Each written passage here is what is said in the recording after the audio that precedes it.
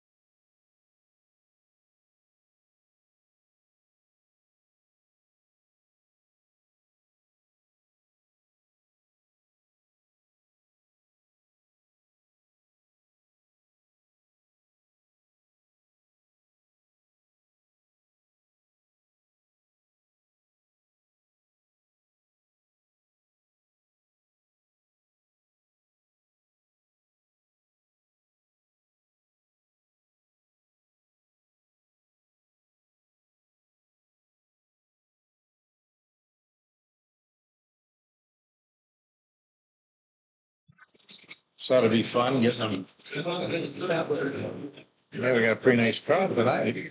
Have to try and count them. Christine's not here. She always gets a count for me. Will you? That was with a big dartboard. Let's take our seats. We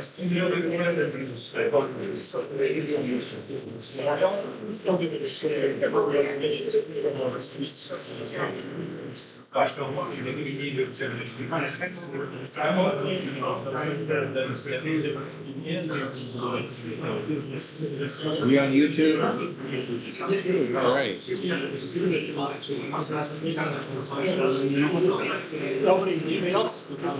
Oh. Maybe they're all here tonight.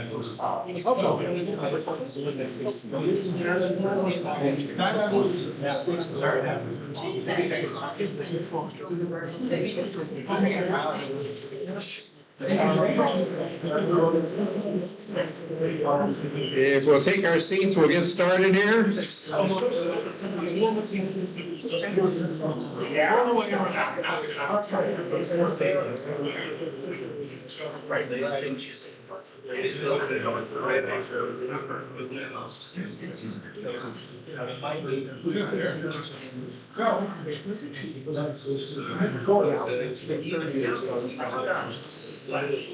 Are you waiting for people to be quiet?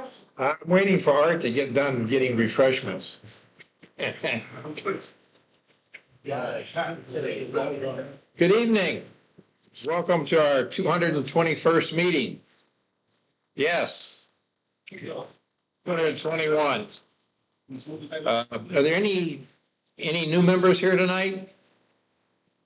No new members. How about a guest? Do we have any guests here tonight? Yep. Oh, wonderful. You want to stand up and say your name and tell us what you do and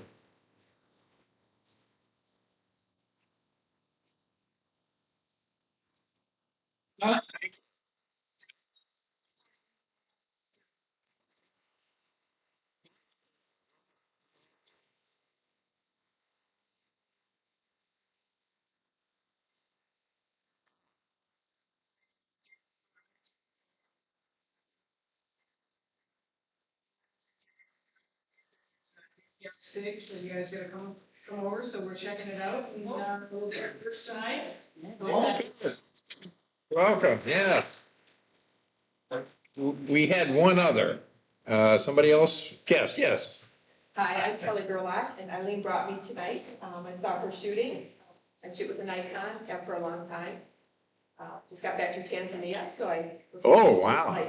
Very Thousands of good. pictures there, so, I just enjoyed it for a hobby. It used to be a business, it's a hobby. Oh, okay. I did much better. But it's supposed to be fun. Photography, no matter whether it's a business or a pleasure, it's supposed to be fun, so. And we hope you enjoy the meeting tonight. We're glad to see you all here tonight, that's for sure. Is Donna Sutton here? Donna, would you stand up? Donna is the new DPI-SIG Board of Directors Director. We now have a full slate of directors, so thank you, Donna. For those of you that are interested in the F3C auction or F3C conference, and everybody should be, I want to remind you that as a DPI-SIG member, you get a $29 discount on the ticket. So when you go to sign up, all you have to do is where it says club, you put in DPI-SIG, and you'll automatically get the $29 discounted price.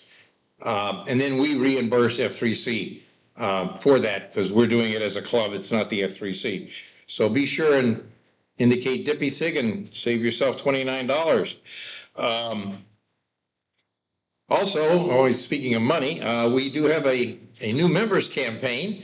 And if a member recommends the club and the person ends up joining and they indicate who recommended them, we give them a $20 Visa gift card. So we got a couple of guests tonight and hopefully they'll join and we'll be able to get rid of some of the $20 Visa gift cards. So with that, I'll turn it over to Marcel, our Master of Ceremonies. All yours, Marcel. Thank you, Sonny. All right, who do we have first tonight? Oh, by the way, I was working all day, busy, and I was a little later than usual getting the food and drink. So I ran into Wawa and ordered the coffees, and they said be 20 minutes. Okay, so I went back in 20 minutes. They carried them out to the car. I said, I'd like to have 2 regular coffees and 2 decafs. And they said, that's fine, we'll take care of that. But they didn't mark them. So we don't know which is decaf, which is regular. So you could pour half of one and half of another. You'll get a quarter decaf. All right, so let's see. First up, Art David, are you here tonight? I think so. We waited a few minutes for Art. Thanks, Melissa. Good evening. Great to see such a nice crowd. Shortly after we started the competition, we received an email from one of our members who indicated that the submissions were so good that a new member, a novice, would be intimidated by entering. And I thought about that. I said, well, how are we going to deal with that? So I sent out an email to the board of directors, the committee for competition, and all of our judges. And over the 2-week period, we had maybe 50 emails where we were discussing what we could do, different methodologies by which we could encourage more of the novices, new people to join and submit their images. Well, we went through a number of things. One thought was to create a master, what do we call it? Not a, trying to think of the word, but anyway, where the people who had received more than, let's say, 5 blue ribbons over the course of the last year would not compete anymore, but would rather submit their images, and it would be like a showcase, a master's showcase. We thought about that, and the feedback that I got from the members of the committee was that that wasn't going to work, and I also spoke to a few of the top photographers who've won international competitions and have had magazine articles and so forth, and they said, no, that's not a good idea. So what about a beginners or a novice category? Well, a lot of people responded saying that let's not do that. First of all, technically, it's very difficult to determine who's a novice and who isn't, and after how many ribbons you become a regular rather than a novice. So we said no. In addition, philosophically, we wanted people to just kind of jump in and start swimming and enjoy and learn from the process. So the distillation was to have a regular competition, and for a threshold of, let's say, out of 20, 13 would be the threshold by which we would request the judges make comments, so that they would encourage people with lower scores who really weren't used to submitting to give them some information. In addition, we're going to start classes for the competition. We're going to call them competition preparation classes. We haven't quite yet figured out how we're going to do it, but I think that will work and it'll probably be helpful. It'll, of course, be online in Zoom and so forth. And I welcome any input that you might have with regard to the competitions. This competition ends tomorrow night. Up to this point today, when I checked. Saturday. It's the 15th? It's the 15th. I lied. It's the 15th, Saturday. What time? 11:59. 11:59 Yeah. and 59 seconds. Yeah. Okay? The judges will be making comments, and if you have a red number attached to the bottom of your image, it means that there's a comment.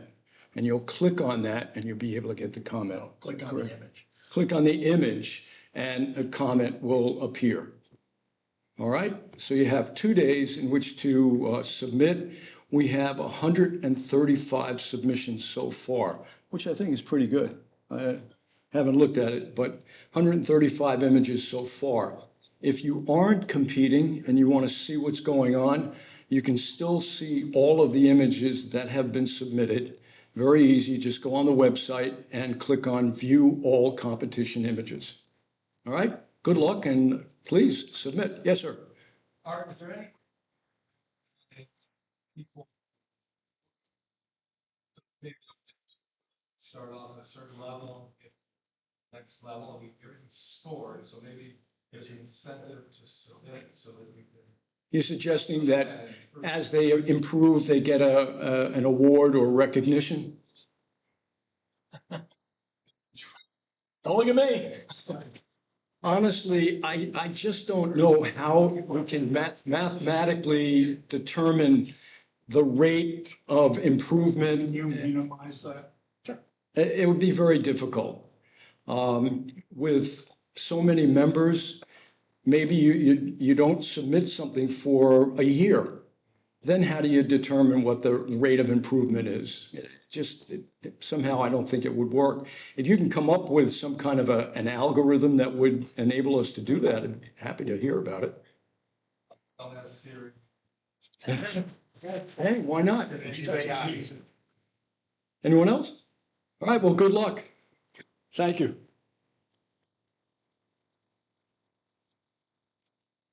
All right, well, we have a special guest tonight, next up. So you want to give a big round of applause because he drove all the way from Atlanta, Georgia, just to be here tonight. And we only see him about once every 2 years. So give a big hand for Larry Richardson.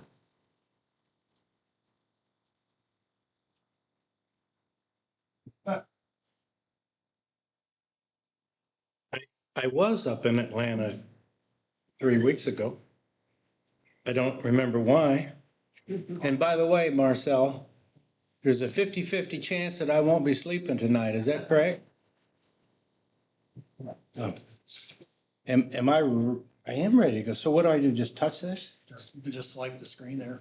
Okay, I'm going to go pretty fast. We had quite a few people participating in our Collier County Special Operations facility. I was amazed. I actually got to touch a helicopter, and I love that kind of stuff. Am I doing this the right way? Yeah. Okay, cool. Wes, is Wes here tonight? No. Okay, so it was, I mean, I like to shoot animals and not people. I don't really like them too much.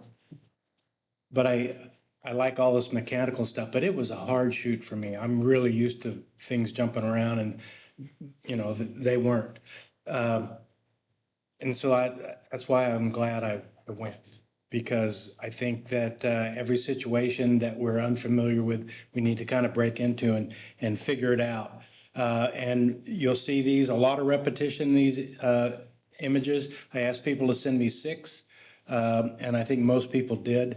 Wes obviously likes helicopters. I can't remember is this the new one? Yeah. The $15 million one? Yeah. So, and he was the only one that shot a panorama. And that's a runway out there. This is their new $15 million helicopter. I have not flown in one of those. Oh, well, we. Helicopter right on that pad. Well, when Malin and I went there a couple weeks before, well, it was more than a couple weeks before, it was coming in for landing and it lands on that. And very articulate, you know, and that's all pilot. You know, they have autopilots, but about 50 feet from the runway, it shuts off. So you're not going to do that. The other part is the guy's got a little remote control and he pushes it and he drives the thing into the garage and puts it away while sitting on this pad. And he's what you call a wannabe pilot because he doesn't get to fly the real thing. So now I've flown in the twin engine helicopters before. The one I flew in was a Bocow made by Messerschmitt. Nobody knows what those are. And the pilot said, yeah, it's got 2 engines, but if one shuts down, we're still crashing. So, Kathy Caps, are you here, Kathy? Hey, how are you? And so this is Kathy. Okay, so we're getting into some of the things that I wanted to see personally. You all might be different, but with all this mechanical stuff around, this is sort of like an architectural shoot. If you're a real estate shooter or architectural photographer, this might be your kind of place because you're picking out lines and little things. You're not doing the big picture, and I like that. This is like one of about 6 different versions of this sign. And that flag, great flag. I'm not this Richardson right here, but if I was, I would be dead. So, because he's not around anymore. And Don Columbus, hey, where are you, Don? Hey, Don. This is Don. When you walk into the one meeting room, you see this helicopter hanging from the ceiling. That's a model. But if you pay $15 million for a helicopter, you get a free model. And that's me, by the way, there. And I actually have a picture that I took of me standing on the skids over Robertson, Montana, some years ago. Anyway, everybody loves these helicopters. And see this little thing going on down here? So I'm glad somebody's got some humor. And that's a $450,000 armored car. It'll stop a 50 caliber bullet, which I thought was kind of cool. So what am I doing? I'm actually taking a picture of the only rust I could find on that vehicle. It was the drive shaft linkage. Yeah, anyway. And everybody has this shot, but it's cool, you know. We're all, they didn't have any leg irons or handcuffs, otherwise we would, but, and of course, Kevin Rambos is our sheriff, so we could congratulate him. Nick's, where's Nick? Hey, how you doing, Nick? Feeling okay today? Yep. Good. Nick sent me just one picture, and this is his version of this fantastic thing, helicopter. Diana Hunter, Diana, no, not here. Okay. Before going into the conference room, we all met out front, and that was Diane's shot. And again, and I apologize, 'cause I always have this stupid look on my face. Yes. I think I got it from my dad, but anyway, Bob and Malum. These are tires that are made to run flat, I think. They're pretty cool. And this is Diana, who is this? I know her, but I can't remember her name. Who is it? Yeah, it's got That's Diana? But this is Diana's shot, so, I'm step four. oh, you took it so this isn't Diana's shot. Oh, we have to scold her, yeah. She does not have creative license on this picture. Well, and that's actually true. I mean, if somebody takes a picture, if you set it up for them and they push the button,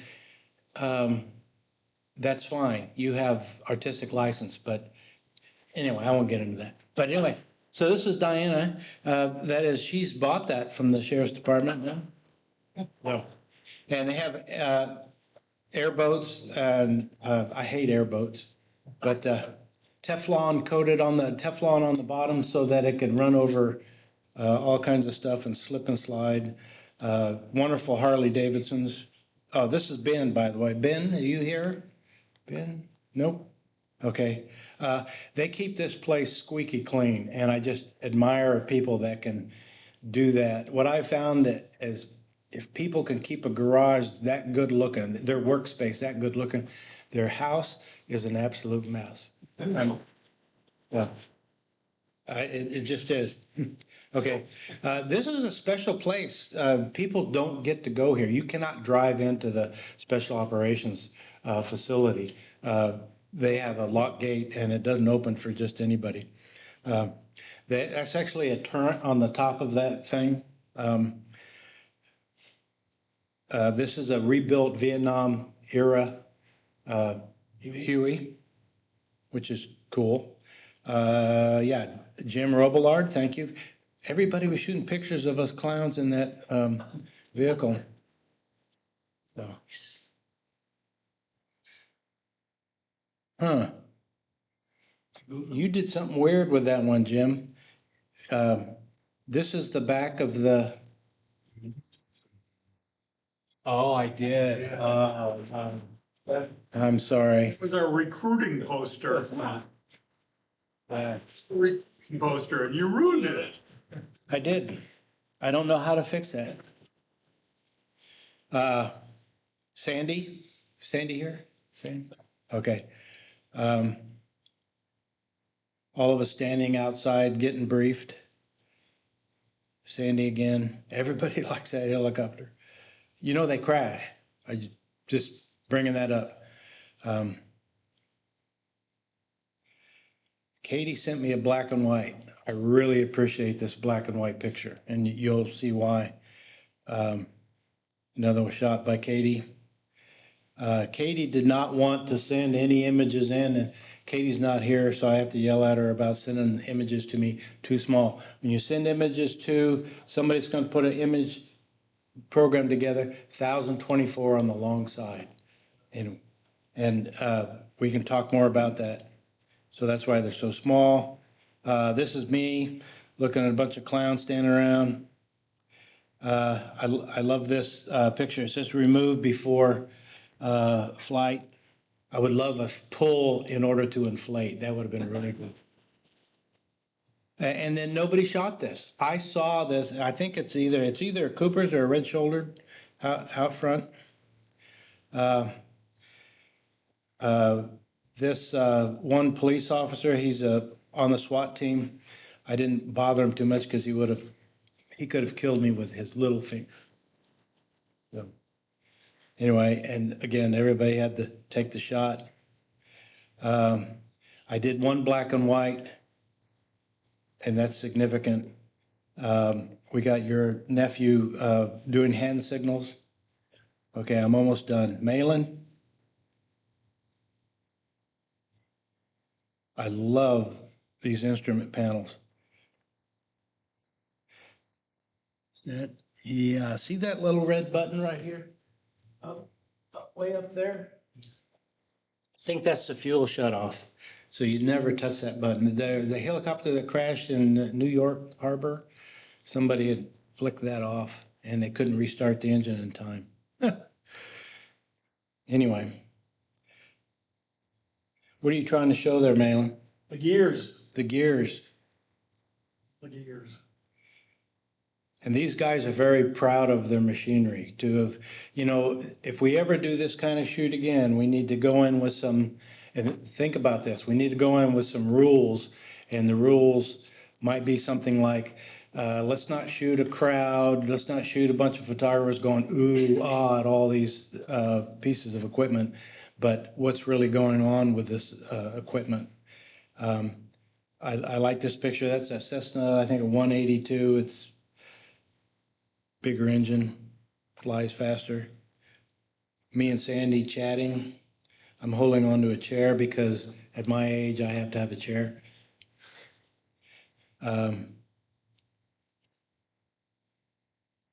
Thank you, Chip, for showing everybody, especially, I think I was picking my nose at the time. I appreciate you getting that. Standing around. Katie shooting a picture of us. Malin trying to figure out how to get down out of a helicopter.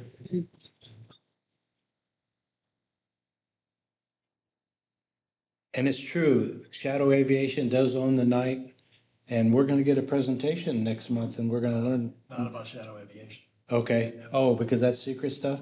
I shouldn't have said that, huh? It's all right. You have to kill me now? No, Okay.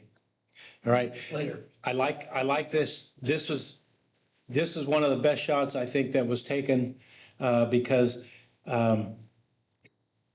it's something special, it's architectural. Does anybody understand what I'm going for? Depression? Jail time? Phil, I like what Phil's trying to do here, getting the American flag reflection off the nose cone of the Cessna. This is that one SWAT guy. Is it? No, that's his index. Oh, yeah, with his little finger. Yeah.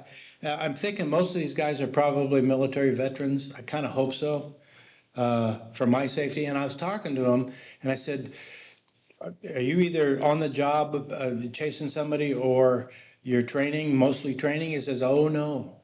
He says, we do a lot of undercover work. And so there's certain things we couldn't have photographed. Phil, this was very artistic of you. Amazing machine. I guess probably 2 miles per gallon. I think it's on a Ford. Yeah, really. This is a huge, it weighs 22,000 pounds. My Toyota weighs 6,000 pounds. So this thing is a tank, literally. Tail of a helicopter. Yet again, another sign. Okay, I wanted to end with Chuck. Is Chuck here? Yep. Thank you for these pictures because, and you know, I don't want to critique all these images because it'd be my opinion and I don't like any of them, except Chuck's. Chuck sent me black and whites and he framed them. He framed each one of them. And so just take a look at these and see what's going on. In black and white, you see the textures, you don't see the colors. And so you get all these different lines. I think that Chuck did a really, really good job. This is what I wanted to see after I got home and thought, man, my pictures suck. Okay. But, you know, images like this, images like Nick's picture, images like Chip's of the gun that was still in the holster, which was a good thing. But think about the motorcycle shots that were in color. I like the black and white much better, personally. And this is black and white except for the nose cone he made in color. So again, says something different. And here is this Katie trying to steal a 21-ton truck. And that's it. So hats off to everybody. Thank you. How many minutes do I have? -1. Okay. Okay. Art, where's Art? Art David, going to Miami. When is your trip to Miami? March 8th. March 8th. Okay, put this on your calendar and you're gonna send out more emails. Okay, so if you're interested in going to Miami doing street photography, Art's your guy. A lot of details on the homepage. A lot of details on the homepage. Do we have any, where's David McFarland? Hey, so you're gonna be on February 23rd? 23rd. Okay, that's the Fort Myers Rodeo. Okay, do people need to contact you about? You need to buy your tickets online because it'll probably sell out. Okay, so if you're interested in going to the rodeo, you should have been online because I did send out an announcement, which came from David. So if you want to go to the Fort Myers rodeo, get your tickets online, get a hold of David. He wants to know wants to carpool, that sort of thing. On March 10th, the Naples Players, we did that last year through Malin. And so March 10th is a outing there, and that'll be at the Sugden Theater, which is the Naples Player. It'll be a dress rehearsal, and there you go. Just want to point out a couple things here, Larry. We're gonna get, Go ahead and sit down. we're gonna get into the interior of the theater, and we're talking the flyways, the byways, the channels over the theater itself, over the stage, backstage, the scene shop, the costume shop up on the 3rd floor. So there's a lot of architectural opportunities. Larry and I spent an hour and a half over there yesterday trying to get all the logistics in our heads for this.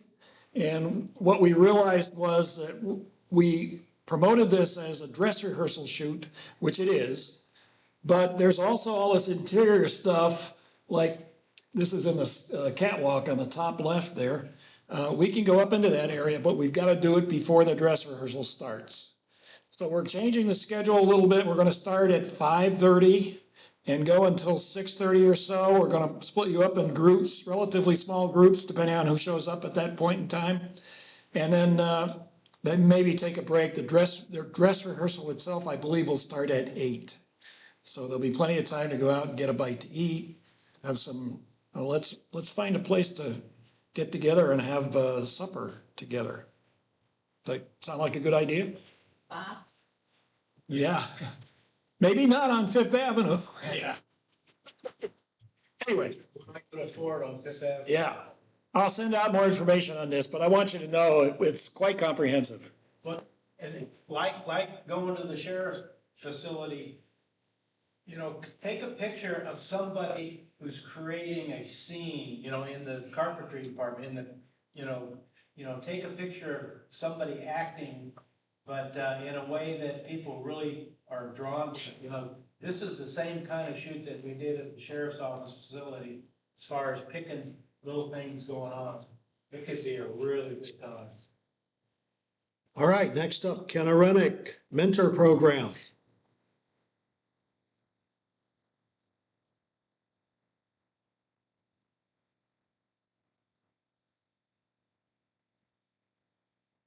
Good evening. I think in 2018, Sonny asked me to kind of chair this mentor program. And it was a really good success because we had people asking for help and a lot of volunteers. Well, Sonny and I talked, I don't know, a couple months ago, and I put out another letter that maybe you all saw. And we had a couple of people that need help, but we didn't have very many volunteers. And so I know that this club has always been an organization of volunteers. And if there's any way that you'd like to help somebody, because big deal. One of the new members said, I need some help on my Canon, and then I need some help on Lightroom. Well, this is not a long, ongoing program. It's probably going to be one or two conversations and maybe some help, direction, sending them some information. So if any of you would like to volunteer, we would very much appreciate it. I know when I came on the club, came into the club, I had a lot of people helping me, volunteers, and it made a big difference to me. So if you have time, if you'd like to, you don't need to be an expert. You need to be a user of Canon equipment or Nikon equipment or Sony equipment or lenses or filters. And just, I'm going to put out another broad email to the entire organization, and I hope I get some more volunteers. Thank you.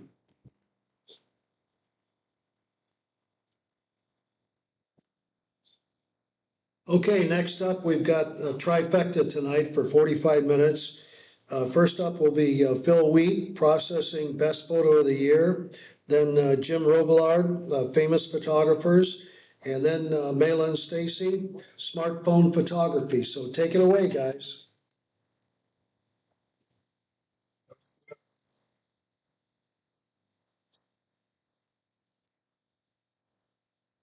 Okay, so I've got 15 minutes, right? Yell at me if I go over. And if I'm not talking into the microphone, wave at me. So I've got quite a bit to go over. So if we can try to save questions till the end, that would be good. But if something's really killing you, you got to ask, go ahead and do it. Okay, so Malin asked or was telling me one day when we were out shooting that his niece had a woodpecker nest in a tree in her yard. And I said, well, I'd like to go photograph that. So he invited me, and we got up one morning before sunrise and went out there, and I had I took my 600 millimeter f4 with a 1.4 teleextender, which made it 840 millimeters at 5.6. And I shot this at, it was 400 ISO. And it was we waited, we got there, and when the light was really good, of course, the mother didn't show up with the food. She's out catching bugs and worms and things and bringing them in.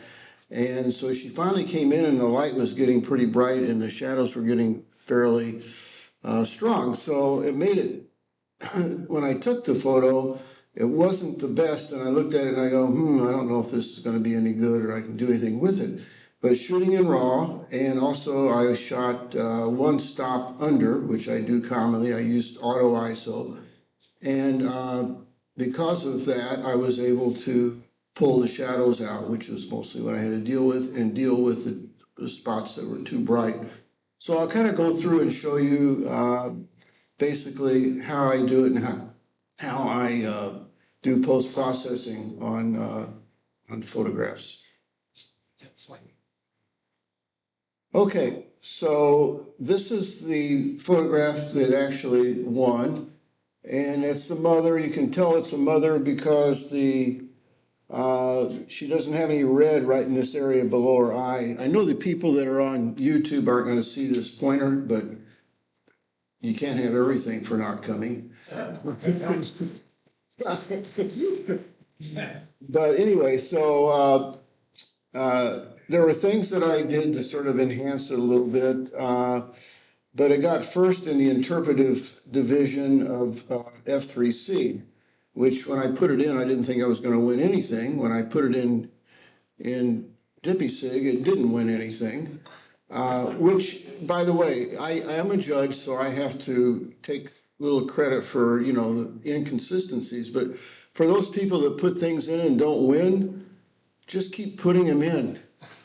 Somebody's going to like them, because it depends so much on the judges that are judging it. I mean, if you get 3 people and 2 of them say, I don't like birds, you know, I'm screwed because I like to photograph birds. So anyway, so here, this is the photo, and here's what it looked like when I shot it, okay? So you can see that there's a lot of shadows here. There's shadows in here. It's way bright out here. So how am I going to get a good photo out of this? So the first thing I did was I cropped it, because this blue took away from the photo, was distracting in my opinion. So here's how I cropped it, and I cropped it this way because I didn't want any of the blue sky showing. It was too much.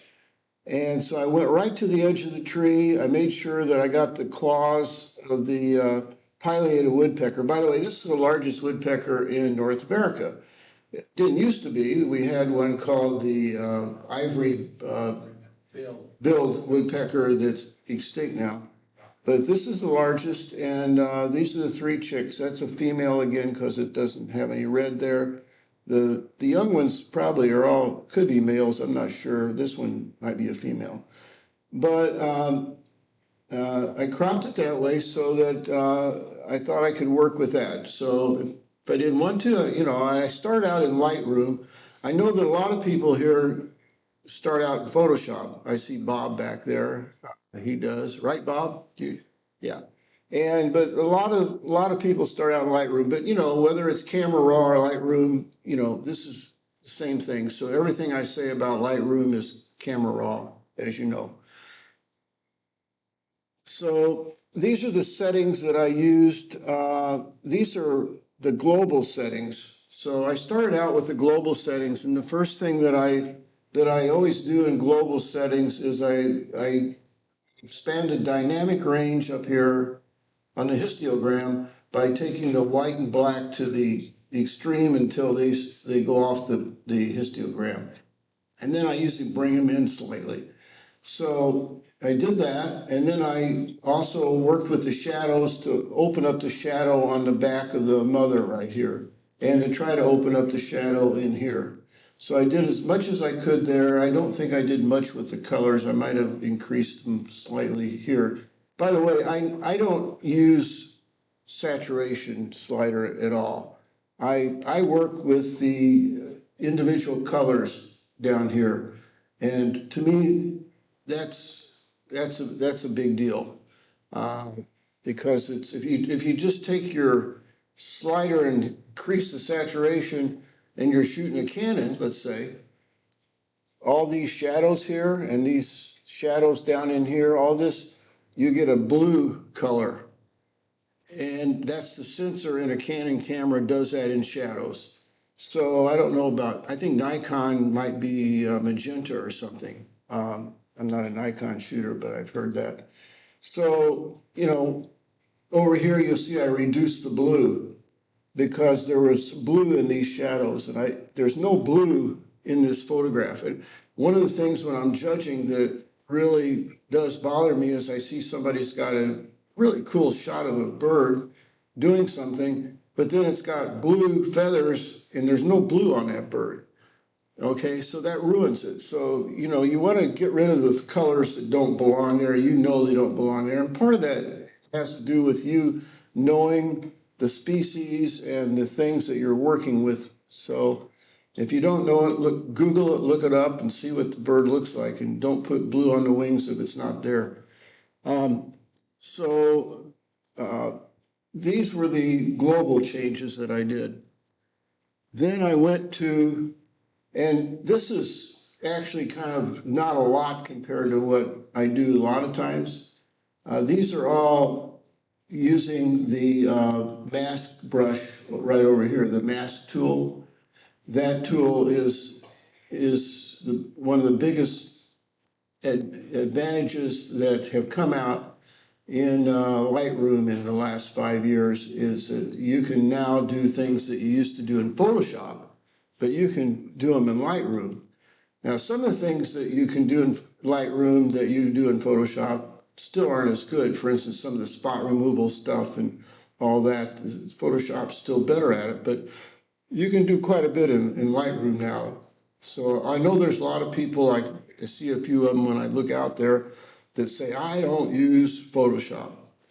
Well, I'll talk about Photoshop in a minute, but if you want to do a good job in your post-processing, you need to learn how to do a few basic things in Photoshop that aren't hard to do. You don't have to do, 50 layers, but these are basically layers like in Photoshop, but all you do here is just click up here and say new mask. So when you're doing the individual spots, for instance, these white areas on the chicks, they were blown out some. So I made a little, I took a brush and I turned the highlights way down and I brushed them and I brought out the details in the white. Okay, same thing over here with the back. I opened up the shadows more on the back. I worked on the eyes. We'll talk about eyes in a minute because the eyes are, to me, on a bird photograph, are the key. One of the keys. One of them is getting impact. Impact here is basically these guys are trying to survive. And it's survival of the fittest. So they're all up there trying to get mom to give them like a little worm or some food. And if they're back here in the back and they don't get fed, they may not live. So this is serious business, and you can tell by the looks on their face and it comes out in those eyes. Okay, and that's all part of the impact of the photograph. You may not realize when you look at the photograph, why is it that when I look at this photograph, it's just like, wow, there's something there. It's because of the emotions that are brought out by seeing the mom there and all these little chicks going for, trying to eat to stay alive, basically. And you can see the claws on the mother hanging onto the tree, and all those things kind of bring out emotion in the photograph. So anyway, opened up shadows in here, opened up this. On the eyes, the one eye that wasn't very good was this little guy here, and the mother's eye wasn't real good either. So when you use the brush tool in the masking area, there's I think that's it right there. I'm looking from the side here, but there's a thing that says custom up here. And if you click on that, it'll give you all these presets in Lightroom. And the presets are to do a lot of different things. I don't use very many of them, but there's also a place where you can make your own. You just do your settings the way you want it, and then you click on that and you name it, and it adds to that list. So I have like 2 in there that are eyes, bird's eyes. So when I just click on it and then I just go over the eye, it does like 90% of what I want to do, and then I adjust it further. So, worked on the shadows, worked on eyes. On this eye, what I did was I blew the photograph up quite large on my computer, and then I looked at the eye up close, and it just didn't look very good. So I went back to another photograph, and I put it in Photoshop, and I borrowed the eye from another one and just pasted it on there, cut and pasted, basically. Or the other thing that I commonly do is that I'll enlarge it, and the catch light in the eye, the little light reflection on the eye brings depth to the eye and makes the photograph much better. So I almost always make sure I have a catch light in the eye if I can. And the way you can do that is you look at it, when I'm photographing, I'll look for that catch light and I'll photograph it with the catch light in the eye whenever I can, but you don't always get it. And so what you can do is you can enlarge it, and then you can open up the shadows on the eye. Just say you're almost just looking at the eyeball, and you open up the shadow real wide, you'll see a catch light there that you didn't see with your naked eye. So what you do then is you make a little teeny brush, and you just brush over that, and you open up the exposure and the whites on it, and you'll bring out the catch light that's there that you didn't know was there.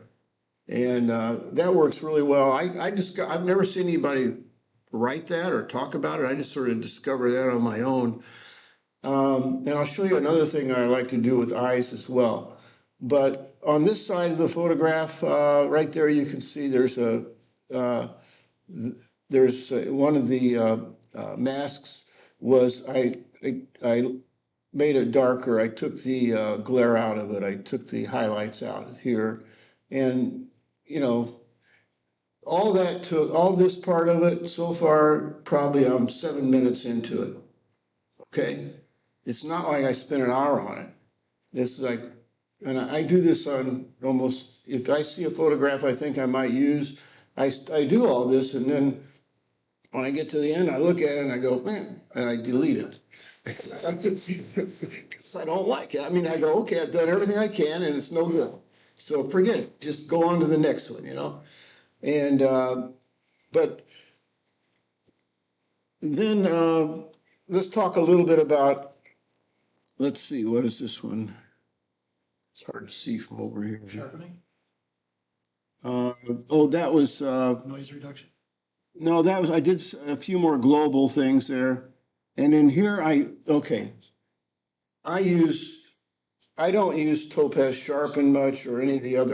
The only Topaz of these that I use basically is I use denoise, because I get too many artifacts using the Sharpen and all that. It's kind of, to me, it's a waste of money. But the denoise, it will sharpen, it'll denoise, it will do everything. So I use denoise, and I think Jim uses it too, you told me, because and I found out just by experience that it worked the best, and you don't get very many artifacts. And right over here on the denoise, you can turn it down. So I usually turn it down because I'm using a good lens that's sharp. The photograph's sharp. I used eye detection when I took the photo. So the photograph's sharp to begin with, so I don't really need to sharpen it any. I just want to make it a little sharper. But I want to get rid of the noise. There was a lot of noise in this shadow I brought out inside the nest in the tree and on the back of the bird right here. You remember from the beginning when I showed you the photograph, that was like all black, okay? So I got rid of the noise. So I use the one called clear. If it's really bad, I'll use severe noise, but those are the only two I use. And I'll sometimes adjust the clear, but the clear one rarely, if ever, leaves artifacts, which is, to me, if I got a photograph that's not very good and it's not sharp, then I try to salvage it with sharpen, which is about 1 out of 100 photos that I process. A lot of times, I get it and it looks pretty good, although the sharpen makes things look like plastic sometimes. And then you look at the areas around it and you'll see these squiggle marks and things that are just awful, so I just, again, I usually use denoise and not the others. And then, let's see. This is when I put it in Photoshop. Let me look here for a second. Yeah, okay. And in Photoshop is where I think I went to another previous shot of this guy right here. See how his eye looks better? I think I borrowed it when his head was turned a little different way, and I got a good shot of that. And in Photoshop, open up the two photographs next to each other. You can actually just use the clone tool, that's one of the things that you just really need to learn how to use. You still can't do a lot of things in Lightroom, and you need to be able to use a clone tool. So I just basically cloned the eye from one and brought it over and snapped it onto that one, and it's done. So I put an eye on there that looked better, and it was his eye, it's just a different angle. Or I could have gone up here and taken one of these eyes and up higher and cloned it and brought it down, and from here and here, and then I would take the clone tool and I would make the eye look different. I'd change where the catch light was, or I'd do something different so you couldn't tell that I had done that. And then the other thing that I like to do in Photoshop, so the things that you need to learn how to use in Photoshop are, you need to learn how to use the generative fill, because well, it used to take me 45 minutes in Photoshop with the clone tool to get rid of limbs and things, or an hour or 2 hours even, I can do in 3 or 4 minutes now with the generative fill. You just take the lasso tool. Let's say there's a limb running right through here. You just take the lasso tool up here, make a circle around that, click down here and say generate, and it'll give you 3 choices and pick it out. Every once in a while it throws in a Mickey Mouse or something, something crazy because it's using artificial intelligence, but it's basically doing what the clone tool did, but it's using its brain to do it. It's going around where the subject was, and it's finding feathers over here, and it's putting them where the stick was, and it's doing your job for you. So it's a great tool. They don't have that. There is a spot removal tool now in Lightroom that uses AI, but if the problem is near the edge of the photograph, you get a big smudge mark every time, and it also still leaves. Am I running over? You're getting close. Oh, okay, I'm about done.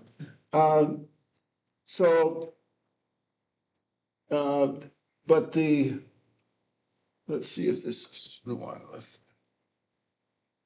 Okay, the other thing I like to use is I go to filters in Photoshop and I hit the liquefy. It's right up there, and this is a bloat tool, it's called. So on the eye, sometimes you can actually take that tool, go over the eye. Let's say the eye's closed part way, and you just start clicking on it, and it blows it up like a balloon and opens the eye up for you. So you can salvage a photograph with that. I use that quite a bit. It comes in handy. Or if you just want to make the eye stand out a little better, you can just, maybe you might increase it by 10%, the size of the eye, just to make it look a little better. So we started out with this. The back was black everything was black here. The eye, you couldn't see the eye here. And you end up with that in your post-processing. Oh, I think I also used the bloat tool on this worm right here. I hit it once or twice to make the worm a little bigger because I wanted you to be able to see what he was passing over to the chick. So when I was finished, I did another photograph that I had a hard time deciding which one to use, and it was taken, I'd say, 1/10 of a second later, and that's this one. So I'm not sure which I like the best, but I chose the other one because I could see the mother's eye on the other one, and I couldn't see it here. But this one, I think, as far as emotion, was actually has more of the emotion. So that does it? Yeah, Ken? Well, I don't have any questions. What I will say is, I don't know how many people appreciate this picture, but it is phenomenal. I've spent a good deal of time photographing pileated woodpeckers. They are so busy, they move around, they don't sit, you've got to be on, and you've really got to anticipate what they're going to do and what you've done there. I think that's the best piece I've seen ever. Thank you. I appreciate that very much. Any questions, anybody, or did I put everybody to sleep? Okay, I'll get out of the way for the next one.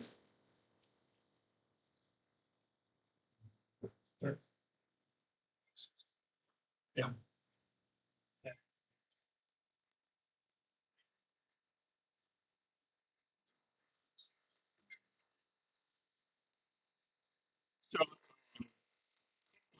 Months ago, Nick gave a presentation and it got me to thinking about the fact that we really don't, a lot of us haven't been educated really and studied some of the masters. I mean, we all know who Ansel Adams is and some of these famous photographers, but there are some other ones that we should look at and should study, and they will really help with your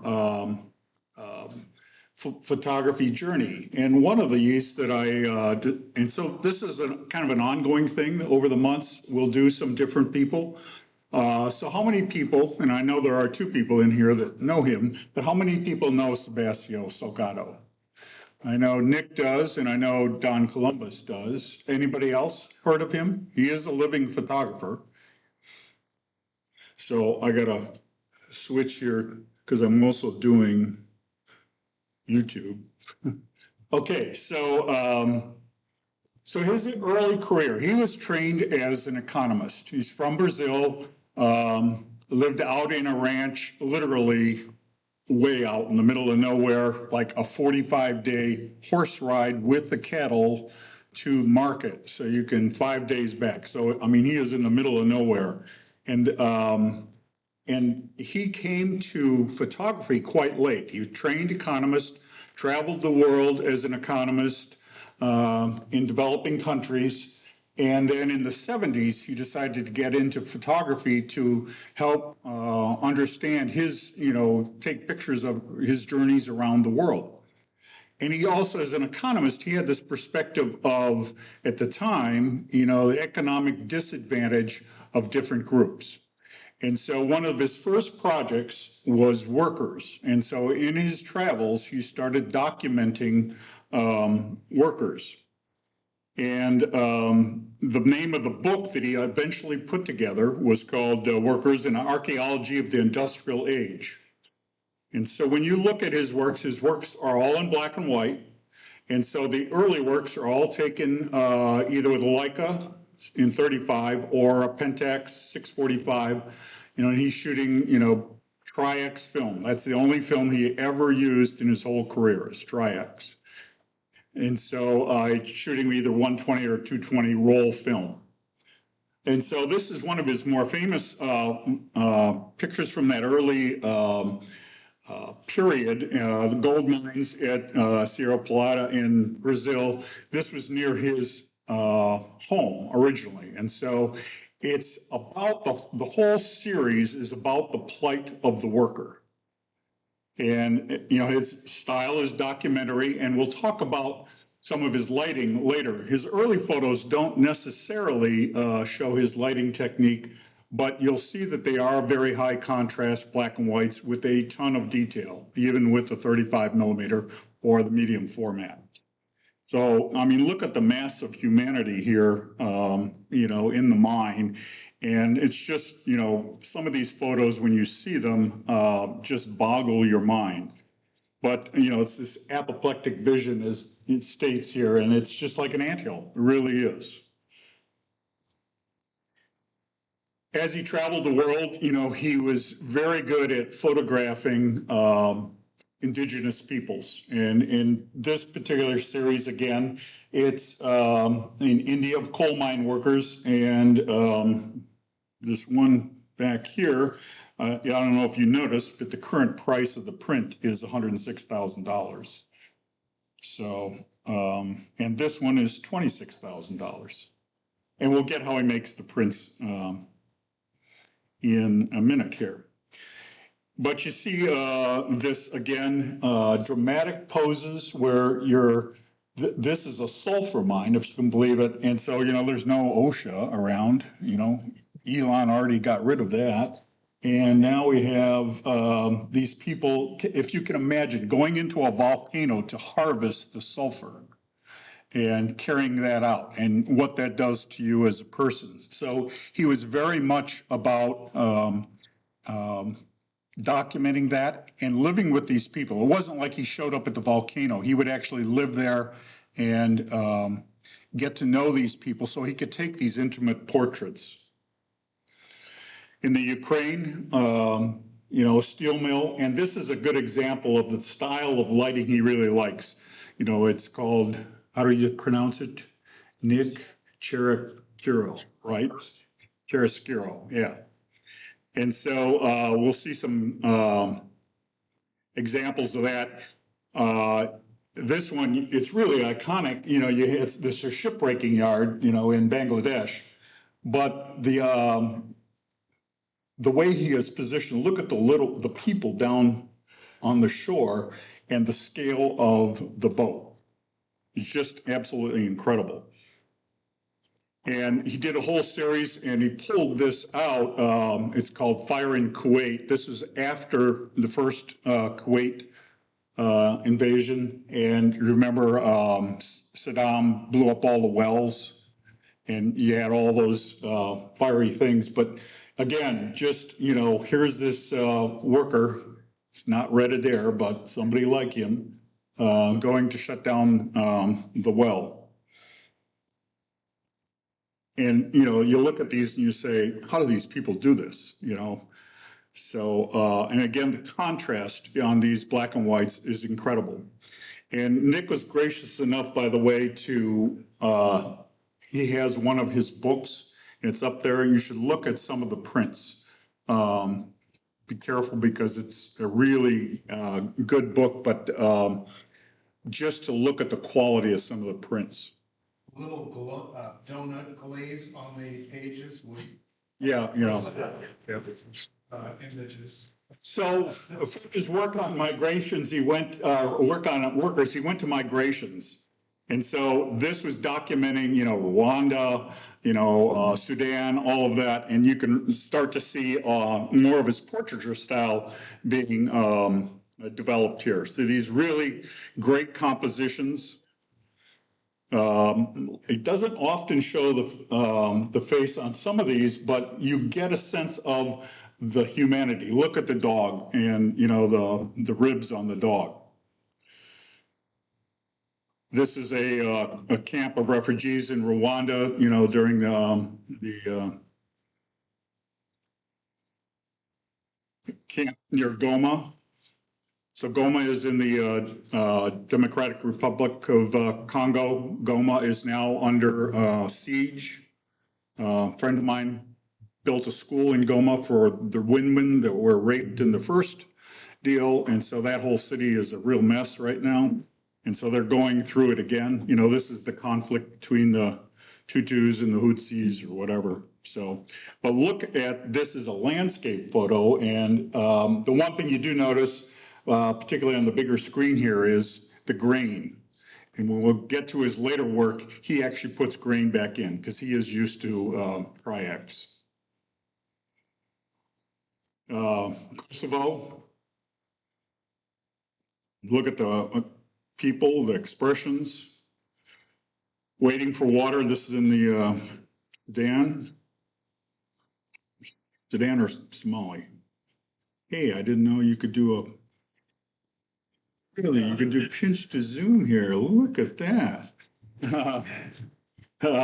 This is a migration in India, this is one of his more famous photographs. The chaos.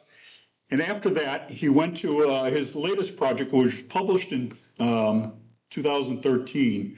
And he spent 8 years doing this. And one of the things I would say to you is, if you have a favorite subject, make it a project. Like, for instance, I have 2 folders that over time, one is on windows and one is on abandoned churches. And so, you don't have to, do it like he did, where he focuses 8 years of his life doing the project. But it's interesting to, keep that in your mind. With Genesis, he has moved from the workers' plight, the migration of masses, to now looking at the environment. And he was not sure that there were uninhabited, beautiful places on the earth. He had thought that seeing all this destruction and damage over the years, there weren't these beautiful places, but in fact, he did spend 8 years and found these beautiful places. And this is just an outstanding, when you see the print of this, just look at the silver on the seal there, it's just dynamic photograph. This in Africa, the elephants walk. Southern white whale.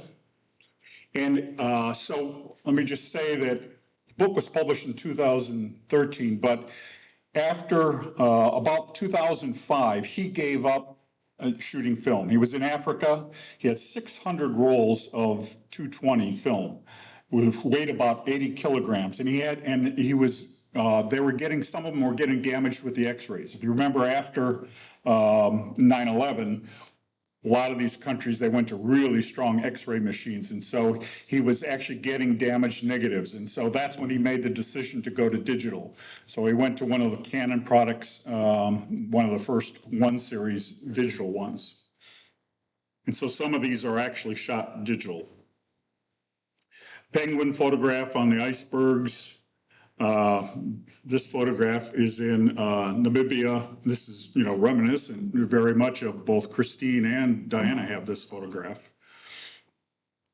And then his landscapes, look at the leading lines, look at the clouds. Again, the chiaroscuro lighting, and I've photographed the Grand Canyon, and it is tough to photograph. And this is just an outstanding photograph of it. Again, the strong contrast in the light. So let's look at some of his portraits. He really does a great job of capturing their humanity. And, part of his thing is you got to display the nobility of the person. I love this one of the kids poking out of the blanket. Again, a lot of indigenous people, and he does a great job with his lighting, his portraiture lighting. And a lot of it, you see a hard light, a lot of it is side light. And so that comes from a historic thing, the chiaroscuro is a combination of, the original practicers of it were Caravaggio in the 1600s and also Da Vinci. So if you look at, for instance, this is his photograph on the right, and Caravaggio's, this is the Calling of St. Matthew, 1600, Taking of Christ in 1602, and against the Ukraine one, you can see just the hard light, and deep shadows, yet there's still detail in the shadows, whether it's his photo or the painting. And then the beheading of St. John the Baptist, versus, say, the penguins. So that's the historic basis for his lighting technique. And you see it even in his landscapes, not just his portraiture. And again, leading lines. South Sudan, you really see it here, you know, with the backlighting through the thing, yet, you know, in both of these, this one and in this one, you know, the face is captured, but you have the lighting from the back and then filling in the front there off, reflecting off of something. So from the standpoint of his cameras, again, 35 millimeter. And then he went to the digital in 2005. On the prints, I was just telling Nick that because he's all printed from a negative his whole life, with the digital, he found the digital too clean. You know, we talked about noise reduction and making it plastic. So he and his team developed a add-on, you know, where they're putting the grain back in to match Tri-X to give him that look that he wants in his style of photography. The other thing he does is for his gallery, since you see the prices of them, he's not using the inkjet. He is printing wet on silver gelatin. So he uses a technique called light valve technology, which Malin will figure out what the heck that is and have a quiz on it next month. So a light valve allows you to take the digital negative and transfer it into like an 8x10 regular negative that you can print then with silver gelatin, not inkjet. So that's Salgado. So take a look at his stuff. There's a lot online because he's still alive. There's a lot of YouTube videos and interviews with him, and terrific, terrific photography. You get a chance, take a look at the book. Anything you want to say, Nick? Well done. All right. Your turn.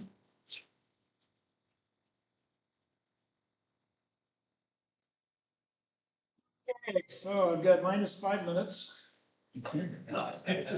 Well, you're going to have to talk fast. Okay, everybody enjoy that?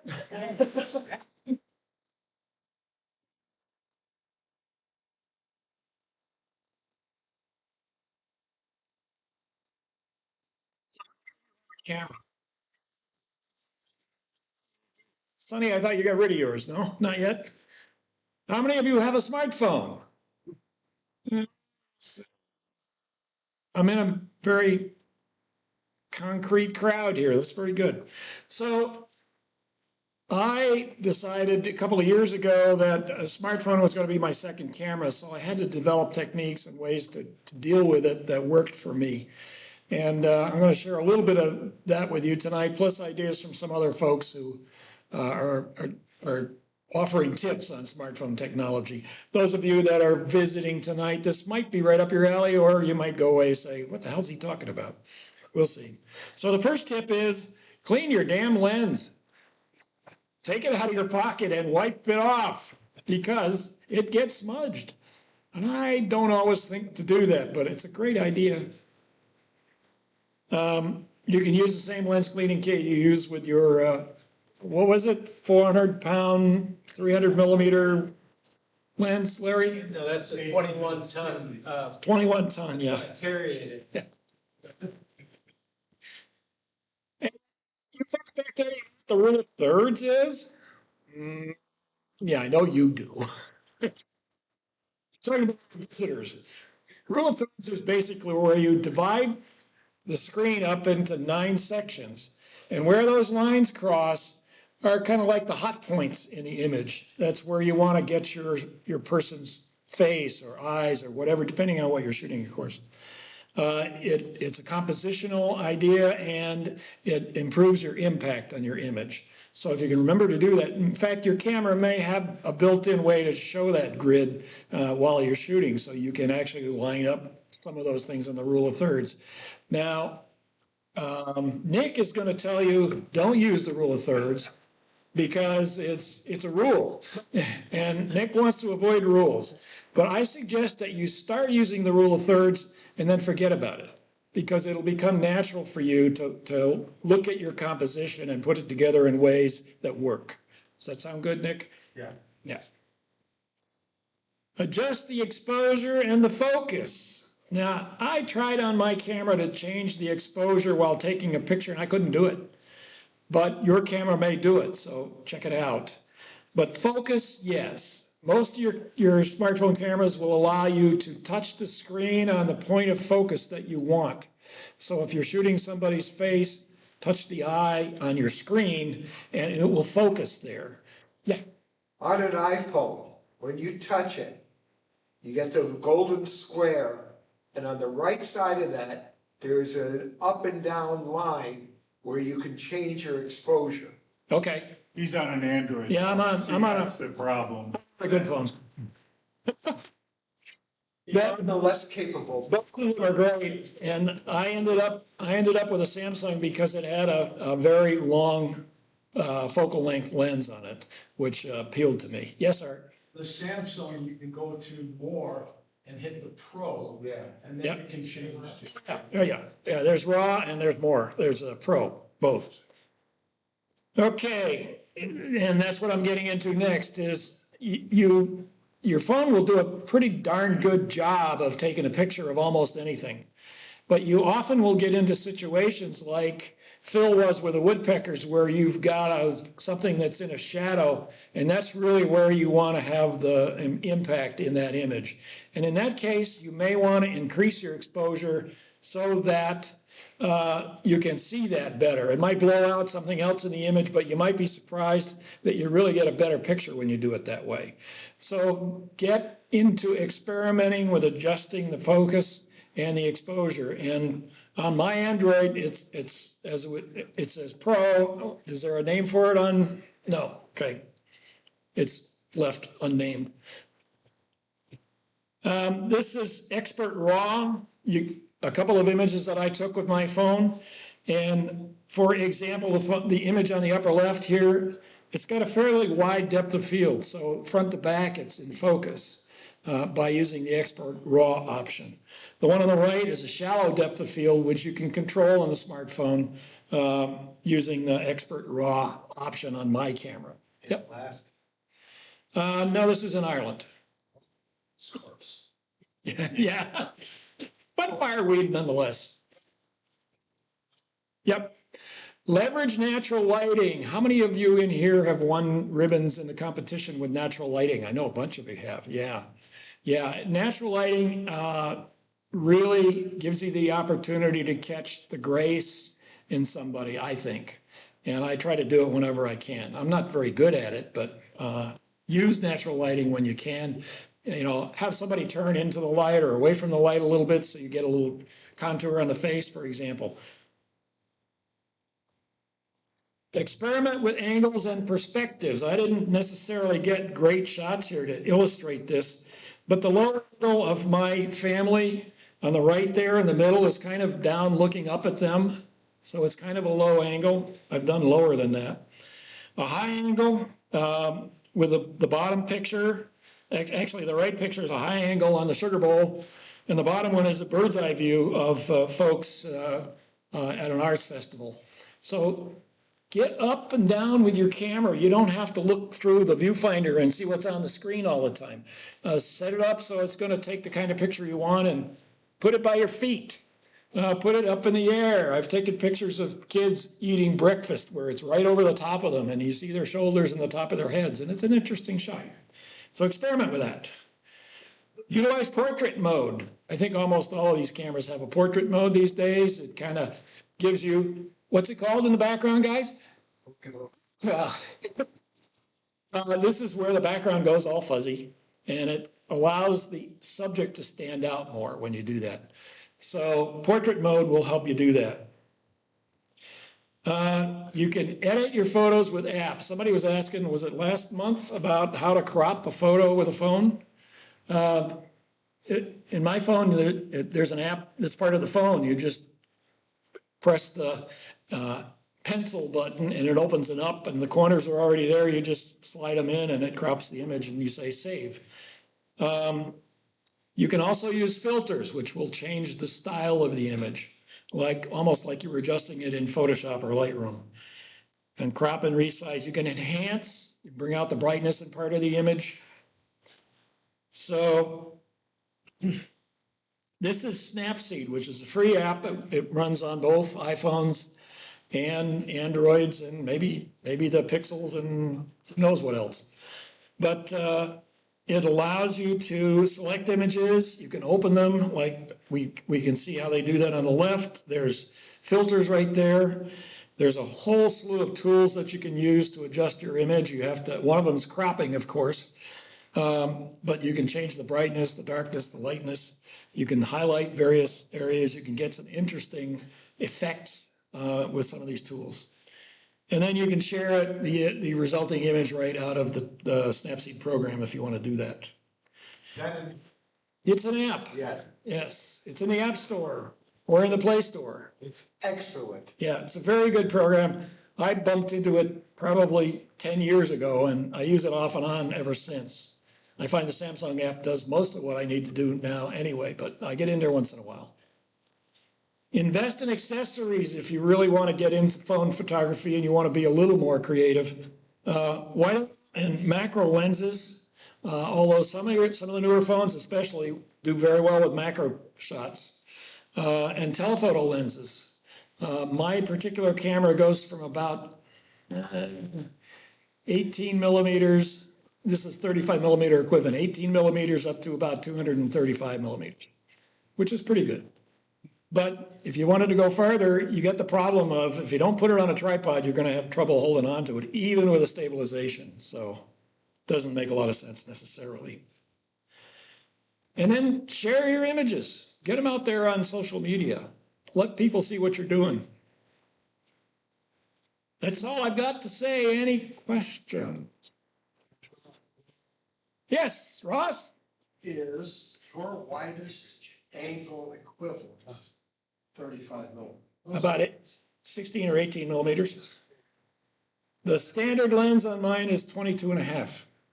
No, with the iPhone. Now, I don't have new, but I have 13 Pro still.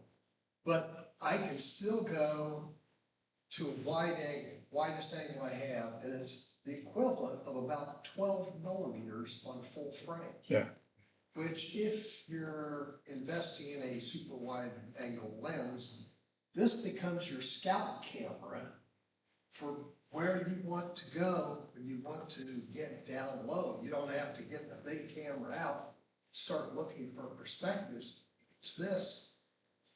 It's a great tool. The first presentation I put together for this, that you reminded me, which I didn't include, that particular one thing I didn't include in this presentation, was a smartphone forces you to get back into the basics of photography. You don't have all the lenses and the filters and all the other stuff that we carry around with our big camera bags. You have to kind of see how you're going to capture that with the limited equipment that you have. So that's good. You can do that. You can also do panoramas, of course, too, and get a really wide angle. Yes? In that vein, you can use a smartphone for geo-mapping. So if you are on a photographic adventure using your good stuff, you take an iPhone picture from that same spot, and you'll have a document of where you were. Because 3 weeks later, 6 cities later, 80 churches later. Yeah, exactly. Have a document. Exactly. Cheap buying. Okay, you want to take a break here, Sonny? Be sure and tell them to check out the free table. Check out the free table. Don't take the table, but anything on it is you're welcome to. It take 10 minutes? Sure. We're only about 25 minutes behind. 10 minutes. 10 minutes. I'd rather be 10 minutes behind than not. Press station. Thanks.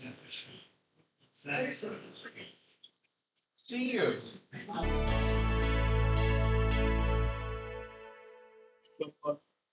Yeah.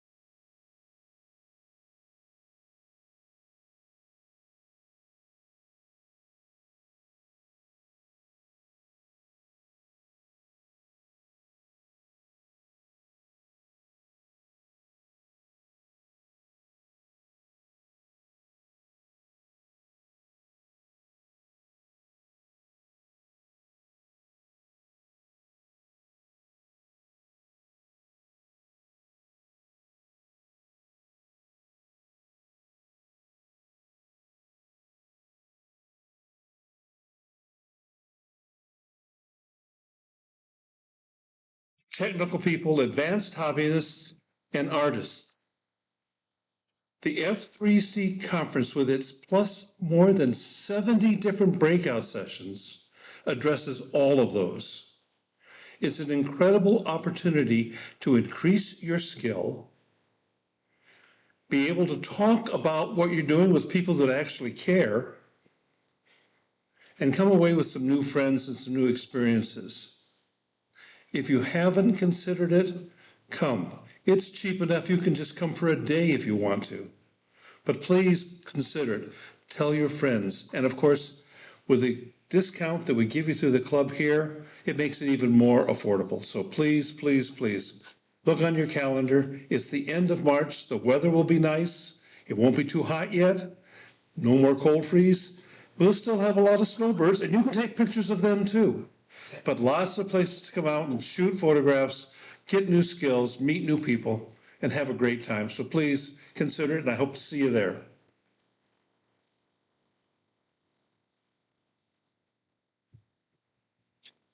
I don't think I'm mistaken, if in fact we have more speakers at this conference, than we've ever had in any of our conferences. This is the widest variety of speakers and the largest number of speakers that we've ever presented at a conference. So if you haven't been, or you have been in the past, I surely wouldn't miss this one. This is, I think, going to be the absolute premier conference that we've ever done. So check it out. Okay, we're going to do our picture show. So the January theme show by Christina Skibicki. Here we go. February. Oh, February. Sorry about that. It says January.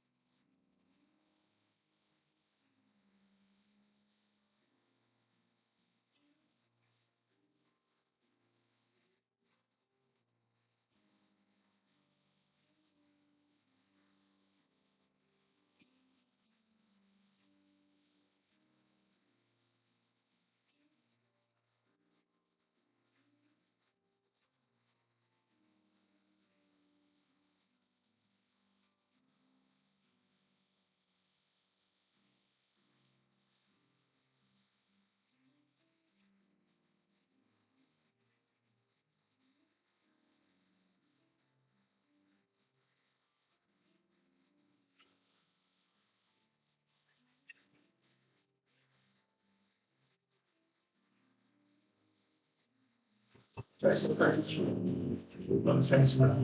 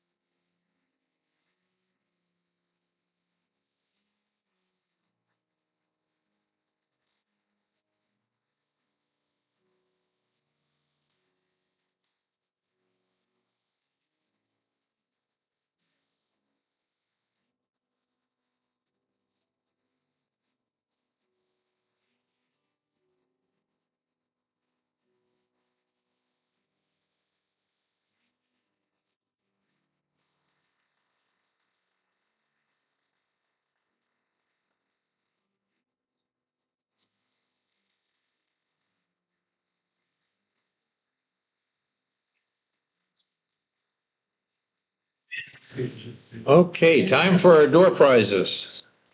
We have 8 door prizes tonight. And the first winner is 2336. 2336. I mean, I got a dud right off the bat? Come on. Double check your numbers. Somebody must have left and didn't give their ticket away. 2336, going once, twice, gone. Let's try 2329, 2329. Joe, there you go. I asked you to pick your winner. Joe got to pick one today. You get first choice, Joe. 8 different choices up there. Thank you. 6, 7, 9, 2, 3. Should I get one too many? No, we need one more. This was it. Yeah.